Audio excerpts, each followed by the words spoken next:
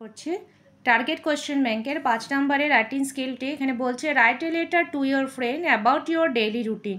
তোমার daily routine সম্পর্কে তোমার বন্ধুর কাছে একটি চিঠি লিখতে বলা হয়েছে। তো শুরু করলাম তোমাদের এই চিঠিটা। প্রথমেই তোমাদেরকে বলে দিচ্ছি, এখানে আমি কোনো নাম লিখিনি, এক্স লিখেছি। তো এখানে লিখতে হবে মেনলি যে তোমার নিজের অ্যাড্রেস, এবং তারপরে একদম শেষে লিখতে হবে তোমার যে বন্ধু যাকে তুমি চিঠি দিব ঠিক তার অ্যাড্রেস। এখানে সে প্রফর্মাটা দিলাম না, প্রতিবারই চিঠির সময় এটা বলে দেওয়া হয়। এখন আসছি আমরা মূল লক্ষ্যে। তো চিঠিটা লেখা হলো কিভাবে, your letter is always like a fresh air to me. Your letter মানে তোমার চিঠি, ইজ অলওয়েজ সবসময়, লাইক এ ফ্রেশ এয়ার একটি সতেজ বাতাস মতন বহন করে, টু মি আমার কাছে।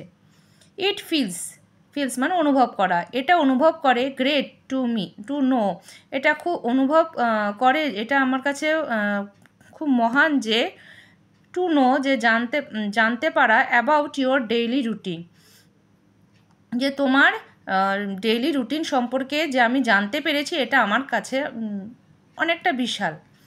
টুডে মানে আজকে, I am writing to share mine, আজকে আমি তোমার কাছে আমার সম্পর্কে আমারটা শেয়ার করছি। Everyday I get up at 5 AM, প্রতিদিন আমি সকালে 5টায় উঠি। আফটার ওয়াশিং মাই সেলফ, নিজেকে পরিষ্কার করার পরে বা আমার নিজের হাত মুখ ধোয়ার পরে, আই স্টাডি ফর 2 hours, আমি 2 ঘন্টা পড়ি। অ্যাট 8:30 AM মাই ব্রেকফাস্ট, আমি ব্রেকফাস্ট নেই হচ্ছে সকাল 8:30টায়।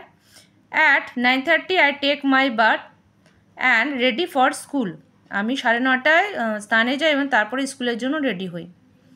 I start for school at 10:15 AM, আমি সকালে 10:15তে বের হই স্কুলের জন্য।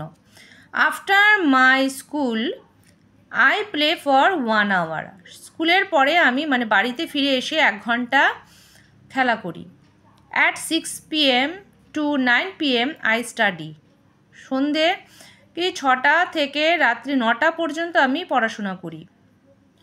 I take my dinner at 9:30 PM, আমি রাত্রে 9:30টার সময় রাতের খাবার খাই।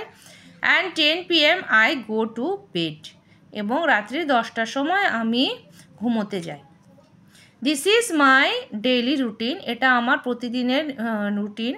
Hope you would like it, তোমার এটি ভালো লেগেছে। ইয়োর ফ্রেন্ড ওয়াই, এখানে দেওয়া হলো ওয়াই মানে নিজের নামটা তোমরা এখানে লিখবে।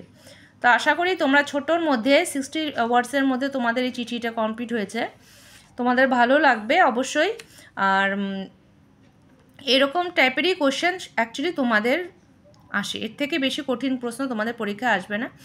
আশা করি তোমাদের ভালো লাগছে। যদি ভালো লেগে থাকে অবশ্যই একটি লাইক করো আর শেয়ার করতে একদমই ভুলো না।